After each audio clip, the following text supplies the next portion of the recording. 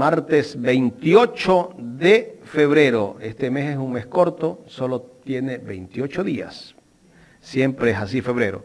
Vamos con el primer invitado. Saludamos al doctor Carlos Bravo, jurista. Con él vamos a hablar de la crisis política y el caso INAPAPER. ¿Cómo está, doctor? Buenos días. Gracias por acompañarnos aquí en Ecuador en directo. Bienvenido.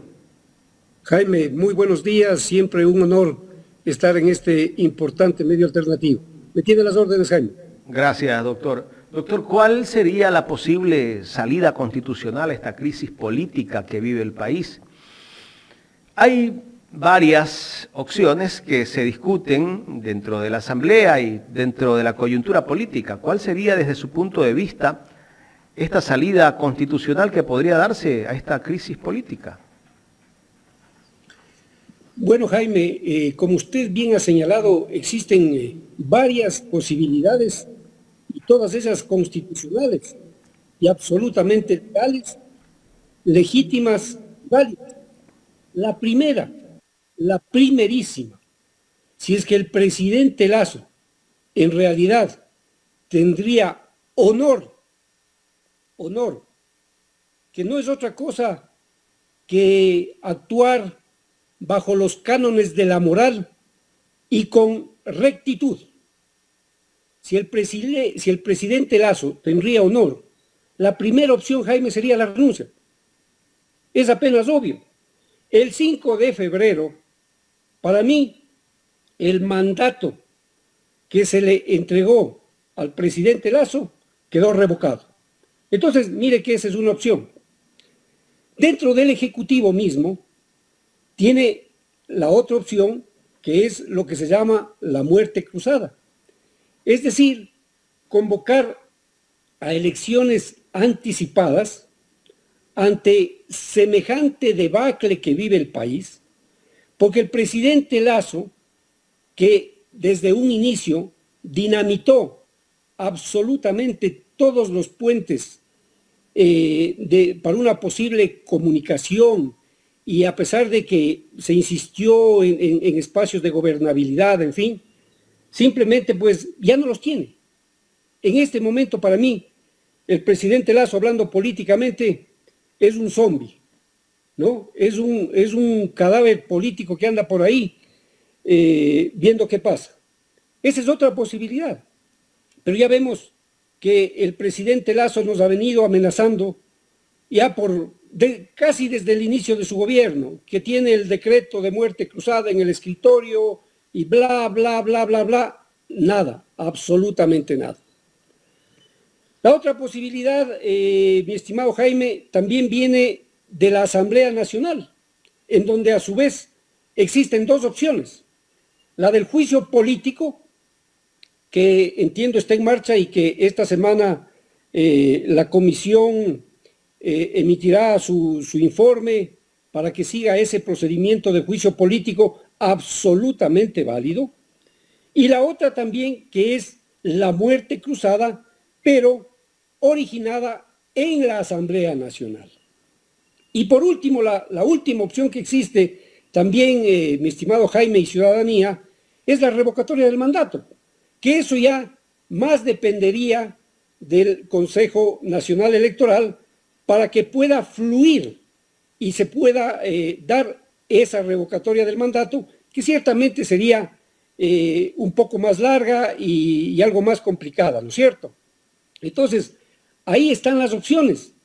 Y yo creo que como se están desenvolviendo los hechos y los acontecimientos, vamos a llegar a una causal definitiva cuando se produzca en el país, Dios no quiera, ya una conmoción, es decir, una alteración violenta de la ciudadanía.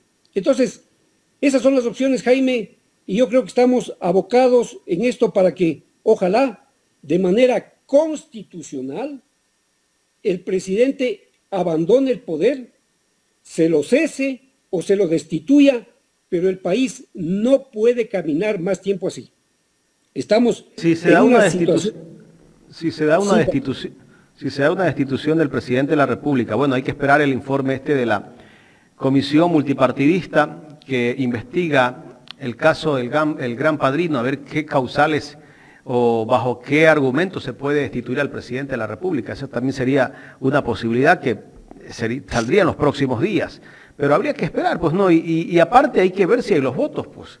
Esa es la otra. O sea, desde la Asamblea, usted sabe que hay un grupo de asambleístas de Pachacuti que tiene una postura muy cercana al presidente de la República.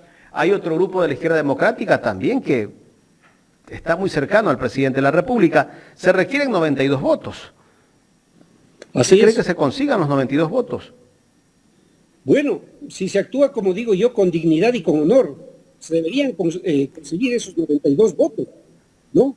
Excepto, obviamente, los acólitos de la Cofradía de Lazo, que también los tiene en la Asamblea, que obviamente le seguirán protegiendo, ¿no? A pesar de que ya vemos algunos, no precisamente de la Asamblea, cómo ya se han ido desembarcando, ¿no?, de esta lamentable aventura política en la que Lazo le metió al Ecuador. Porque Lazo jamás estuvo preparado para gobernar. Estuvo preparado para querer llegar a ser presidente y colgar el cuadrito en el Salón Amarillo de Carondelet. Nada más. Es decir, su vanidad imponiéndose a cualquier cosa. Pero no solo eso. Ahora ya vemos la gravedad de los hechos de corrupción en esa cofradía, en ese grupo cercano a Lazo, en el Gran Padrino, en su cuñado, que realmente ha dinamitado cualquier posibilidad para que Lazo siga en el gobierno. Lazo no tiene absoluta credibilidad. Por ahí siguen sacando encuestas de que Lazo todavía tiene el 10% de credibilidad. El 10%, Jaime, quiere decir que uno de cada 10 ecuatorianos le cree, pero 9 de cada 10 no le creemos, porque Lazo es un farsante, además sin honor. ¿Cómo Lazo tiene la audacia de hablar de honor cuando vemos todo lo que ha hecho y en todo lo que está embarrado, Jaime? Entonces, yo creo que la situación es insostenible y esperemos que en los próximos días, Dios no quiera, haya una conmoción, ¿no? Una conmoción que lleve pues a hechos que no podemos ni predecir, pero a lo mejor sí tengamos muchísimo que lamentar. Claro, hay que esperar que se dé una conmoción que no quisiéramos. Pero bueno, con lo que ha anunciado la CONAIE, que están en alerta y que posiblemente por el Día de la Mujer van a salir se van a movilizar. Hay que ver qué va a pasar en el transcurso de estos días.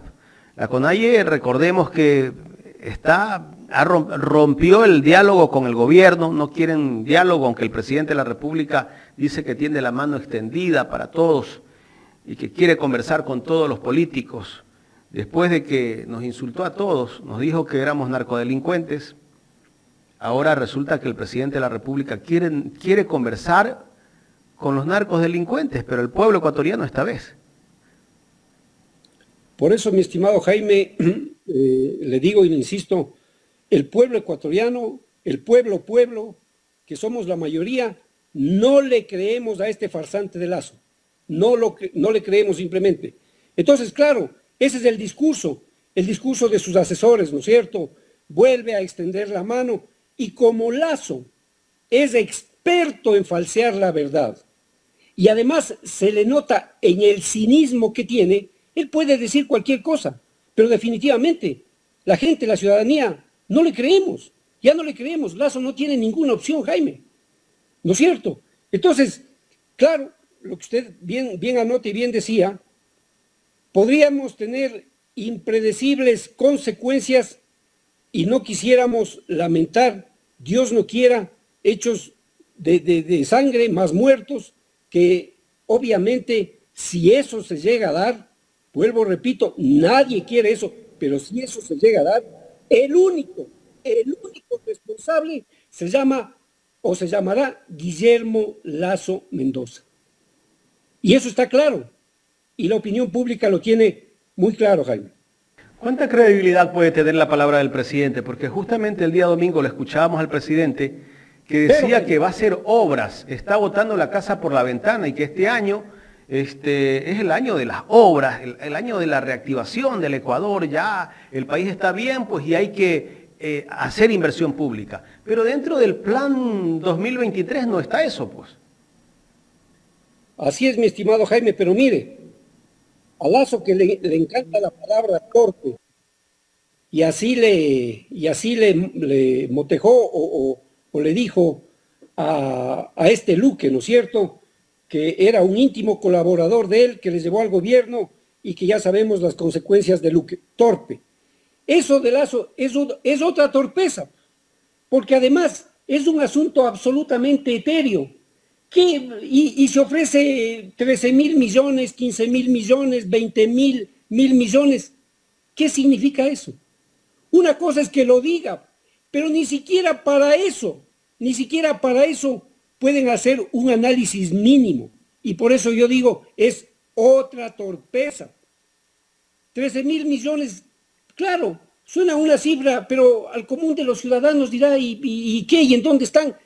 ¿Van a estar en escuelas? ¿O ya se han visto escuelas? ¿Están en salud? ¿Están en seguridad? Y vemos que día a día sigue muriendo gente asesinada, asaltada, violada, en fin. O sea, en un país que este rato ya es tierra de nadie. Lasso puede decir lo que quiera, Jaime, no le cree nadie. Podría enseñar montañas de billetes que obviamente él las tiene y decir que va a regalar. Nadie le cree, Jaime, absolutamente nadie. Lasso ya no tiene ninguna posibilidad de maniobra, precisamente porque ha sido un farsante y además porque está, no como dice él, hasta el cogote. Yo le digo que está hasta las orejas enterrado de corrupción. Y por eso es que se forman estas cortinas de humo para querer endilgar a otras personas que nada tienen que ver, ¿no?, en supuestos hechos de corrupción. Y para eso tiene, obviamente, a ciertos acólitos todavía, pues, ¿no es cierto? Tiene a esa Fiscalía General del Estado que más parece una comisaría política de Lasso, ¿no es cierto? Hechos a la carta. No sé si en este medio conversábamos hace algún tiempo, Jaime, con esa pataleta de la fiscal general de que le habían quitado, que le habían retirado 37 policías investigadores, o 37 o 39, que justamente estaban investigando el tema del Gran Padrino. Y yo decía, y obviamente yo no me tragaba esa rueda de molino ni me la trago, ya ese tema se quedó. Es decir, era solamente el discurso que querían darle a la fiscal o que la fiscal mismo se procuraba para futuro para decir, miren, en el tema del Gran Padrino, como me retiraron esos agentes, entonces yo ya no he podido seguir con esas investigaciones. Y entonces ahí es cuando viene el tema de INA Papers, viene el tema de Moreno, y ahora entiendo que ya han fraguado o están fraguando algo más para querer nuevamente imputarle de alguna cosa, de algún invento, de alguna trafacía al expresidente Correa. Así es. Llamaron a declarar. Bueno, pero es que el tema es tan burdo y ellos, como están desesperados, porque están desesperados, hacen cualquier barbaridad. Entre esas, vea el tema de INA Papers, estimado Jaime. Cerca de 5 años, la fiscal con el bla, bla, bla, bla, bla. Y justo, pero qué coincidencia, ¿no?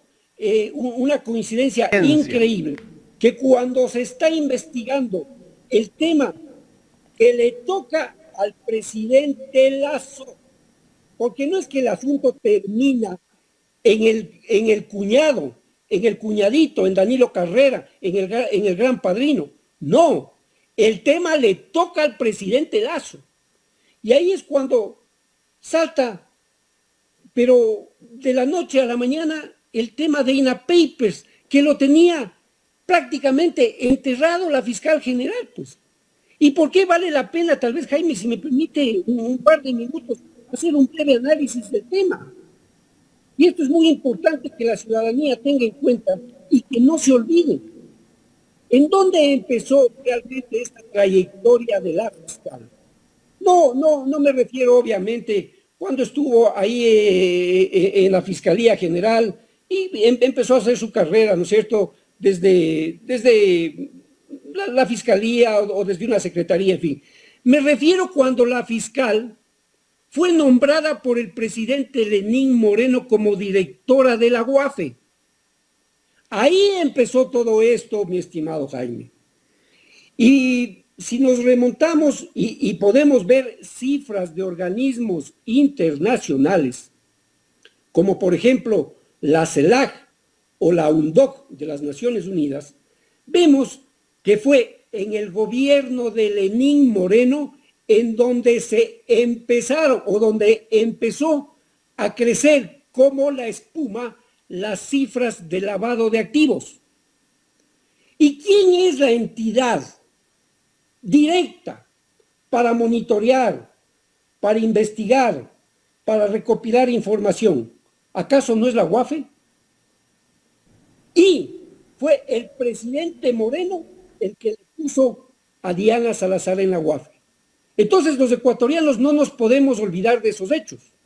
Acto seguido, ¿qué pasó? En el Trujillato, ¿no? En ese experimento macabro de Moreno y Trujillo que destruyó la democracia en el país, ¿qué es lo que sucedió? Que a quien tenía la información en la UAFE le pasaron a fiscalía. Mire, qué coincidencias, ¿no? Qué coincidencias, a fiscalía. Doctor, yo no sé si usted vio unas declaraciones de Juan Sebastián Roldán en un medio capitalino. Él dice que el presidente Moreno tuvo los pantalones y la valentía de ponerla como fiscal a Diana Salazar. Ellos lo admitían. Bueno, no, yo la verdad es que a ese señor, ya hasta me he olvidado, ahora que usted me dice, me acuerdo, ¿no? Me parece que también era uno de los acólitos ahí de Moreno y de los panas de María Paula Romo y de ese grupillo que estaba junto a ese sátrapa presidente, expresidente, también para desgracia de la historia ecuatoriana, que ahora ya está, o que va a ser imputado. Pero entonces, solo para concluir, Jaime, le pasan a Diana Salazar, de donde, si es que hay novedades en la UAFE lo que tiene que remitir es a Fiscalía. Entonces, mírese, todo quedó muy bien ensamblado, ¿no es cierto? Y nombrada Diana Salazar, fiscal general del Estado. Entonces, ¿cómo se iba a investigar, pues, INAH Papers? O más bien dicho, ¿qué iba a hacer Diana Salazar respecto a INAH Papers?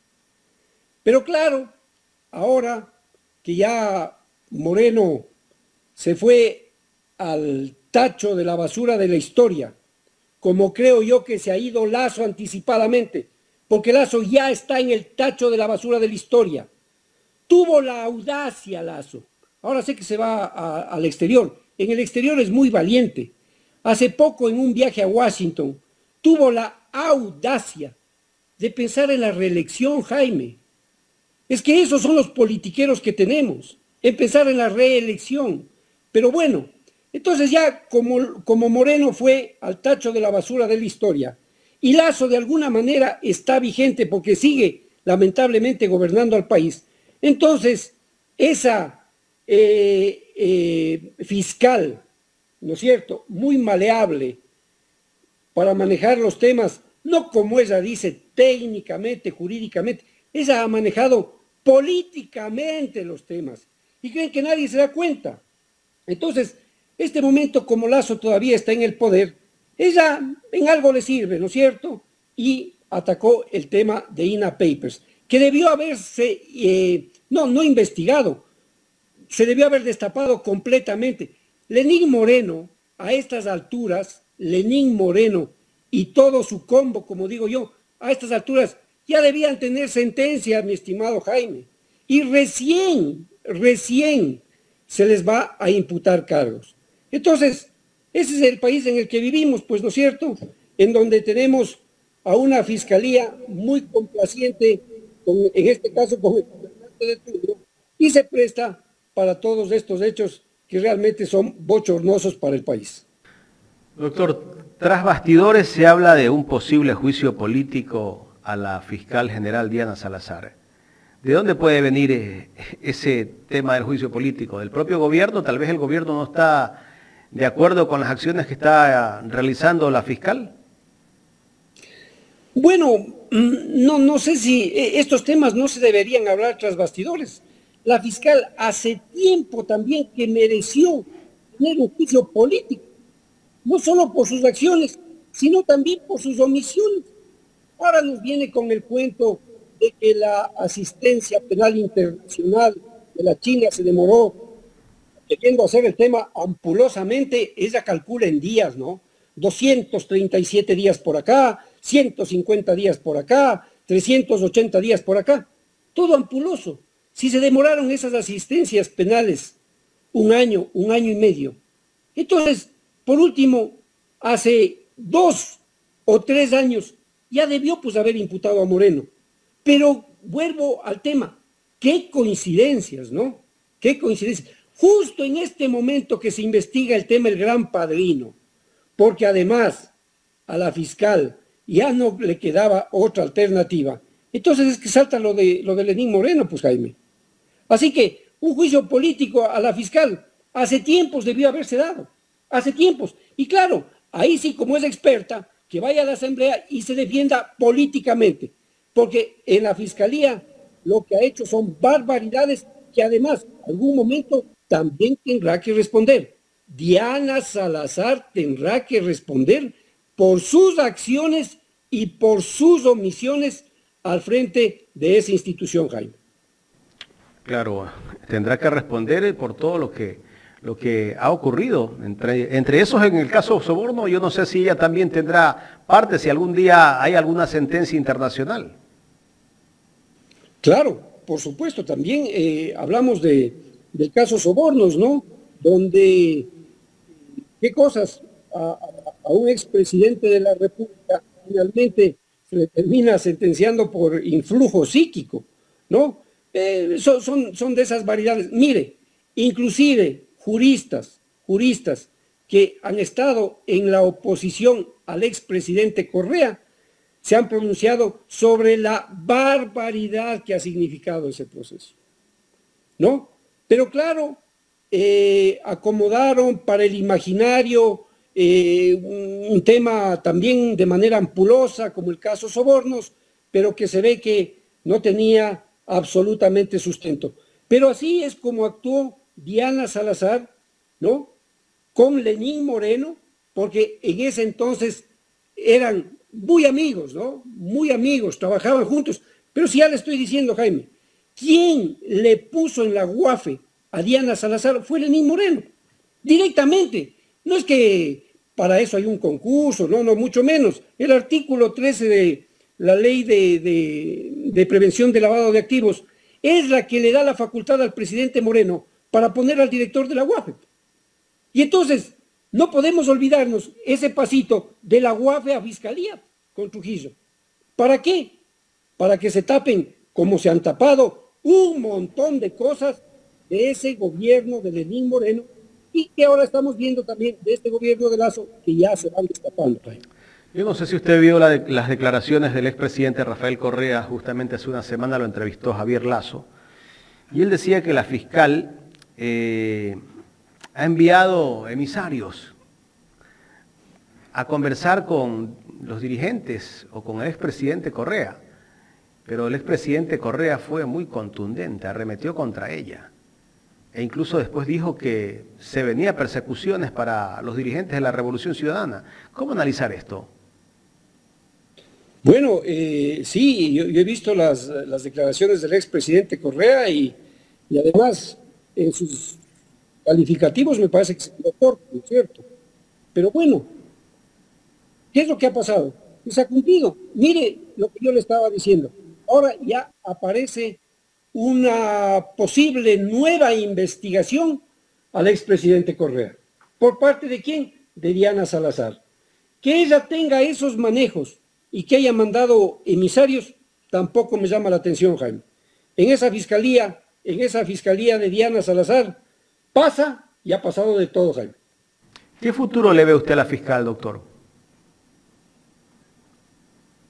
Bueno, no sé, parece que a ella le han hecho creer al igual que a Villavicencio, que son presidenciales, ¿no? Le han hecho creer, allá ellos. Pero el futuro que yo le veo a la fiscal general, le veo un futuro bastante oscuro, porque la fiscal va a tener que responder y posiblemente tendrá que enfrentar a la justicia, a una justicia correcta, imparcial, nada de persecuciones, simplemente hechos que estén documentadamente y que obviamente se destapen como se han ido destapando tantas cosas. Mire ese informe en el caso del Gran Padrino, que estaba ahí guardadito, ¿no? Tapadito. No, un disque informe reservado de la Policía Antinarcóticos en que involucra directamente al cuñado del presidente Lazo. Directamente. Mire. Y ahora ya se supo. Y mire las consecuencias. Entonces, yo a Diana Salazar le veo con un futuro bastante oscuro, Jaime. Doctor, quiero agradecerle por haber aceptado conversar con nosotros. Entiendo que tiene otra entrevista con otro medio colega. Muchísimas gracias, doctor. Siempre estoy a la orden. Para mí es un honor estar en Ecuador en directo y conversar con usted gratamente, mi estimado. Tenga un buen día. Gracias. El doctor Carlos Bravo, jurista. Hemos hablado de varios temas, crisis política y caso INAPAPER, y un poco de la coyuntura política que vive el país.